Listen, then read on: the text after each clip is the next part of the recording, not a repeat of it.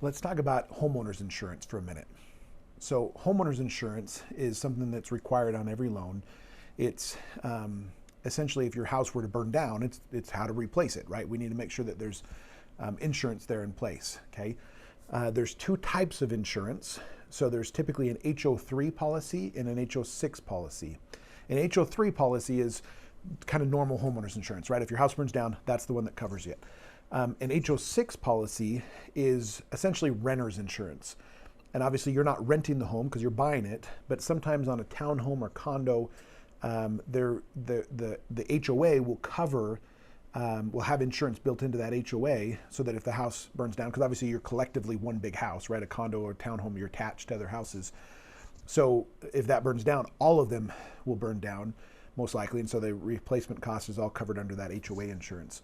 So you would have a separate policy for essentially your belongings. That's why it's called a renter's policy. It's essentially for walls in, okay? So that's an HO6 policy. So two different types. So what will happen is, again, on most loans, we're gonna ask for a normal homeowner's insurance policy, which is an HO3 policy. And so you'll talk to whoever you want. We can recommend somebody to you. You can also talk to whoever you have your auto insurance with to maybe bundle it together. That's up to you. But you'll talk to them and get a quote for insurance, okay? And then what you're gonna wanna do is finalize that quote also, because we can't close a loan with just a quote. We have to have it actually finalized.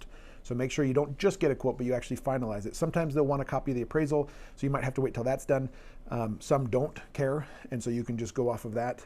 But essentially you're gonna have that quote finalized, and that doesn't mean you have to start paying for it yet, because you'll have the effective date be the close date. So if we're not closing for another month, well, you don't put the effective date of the insurance as today, you'll put it as a month out, right? Or whatever that closing date is, okay? That's when you will have for the homeowner's insurance. So once you get that to us, then we're able to make sure that the house is insured. An important thing is when you're figuring out how much coverage to get, we need to make sure that the house is able to be replaced like I said, in the case of a fire or something like that.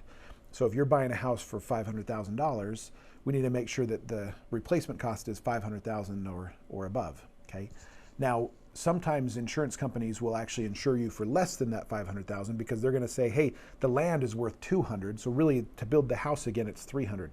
And that's fine, but you have to also then get us what's called a replacement cost estimator, okay? Essentially that tells us, hey, we figured out this formula, and we say, hey, to build this house again, it's going to cost only $300,000. And so that's how we're basing this off of, okay? So if the insurance is not for as much as the house, make sure that you get that replacement cost estimator.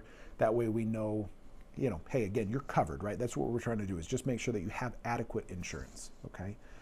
Now, insurance is going to be part of your payment. So every month, you'll have escrows on the payment, and part of that money will go towards homeowners insurance. You will pay your homeowners insurance a year in advance. So when we close on your loan, you're going to be paying it up front for a year. Okay, that's one of the closing costs essentially, is a year's worth of homeowners insurance.